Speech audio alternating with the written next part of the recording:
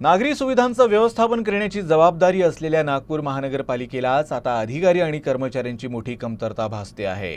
महानगरपालिकेत प्रशासक राजवट असताना नगरसेवकांच्या अनुपस्थितीमुळे संपूर्ण जबाबदारी महानगरपालिकेतील अधिकारी आणि कर्मचाऱ्यांवर असताना ही स्थिती आहे। राज्य सरकारने महानगरपालिकेसाठी निश्चित केलेल्या पदांच्या संख्येच्या प्रमाणात 46% कर्मचाऱ्यांची कमतरता आहे। म्हणजेच सध्या 54% अधिकारी आणि कर्मचारी महानगरपालिकेच्या 100% कामाचा भार संभाळत आहेत। नागपुर महानगरपालिका में प्रशासक राज लगे हुए 3 साल का समय हो चुका है। 4 मार्च 2022 को नागपुर महानगरपालिका में प्रशासक राज लगा था। तब से जो है पूरा का पूरा शहर के विकास का जो काम है वो प्रशासन के पास आ गया, क्योंकि नगर सेवकों की व्यवस्था ख़त्म हो गई।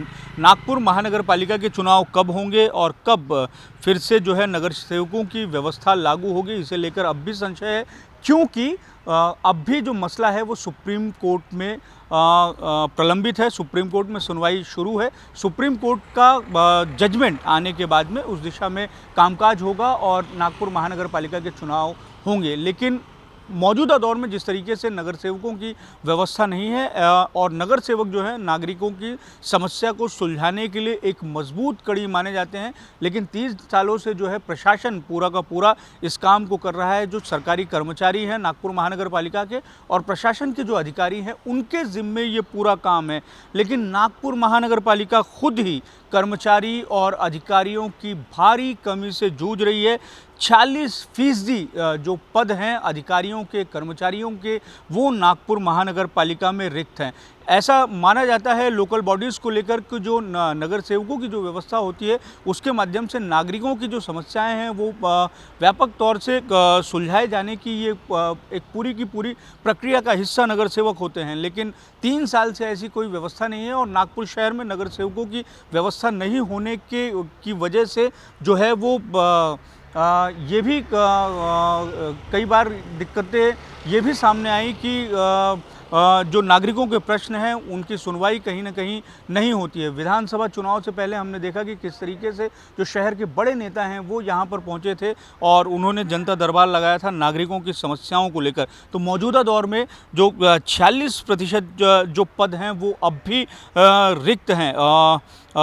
वर्ग 1 के 237 पद जो हैं अब भी रिक्त हैं। 309 पद जो हैं वो मंजूर हैं, यानी कि 73.46% पद जो हैं वो अब भी यहाँ पर रिक्त हैं। ऐसे में नागपुर महानगरपालिका पूरी की पूरी अपनी व्यवस्था को कर रहा है और किस तरीके से जो है वो नागरिकों की समस्याओं की सुनवाई होती होगी और उसका निराकरण होता होगा, ये अपने आप में सोचने वाला जो बड़ा सोचने वाला प्रश्न खड़ा हो जाता है।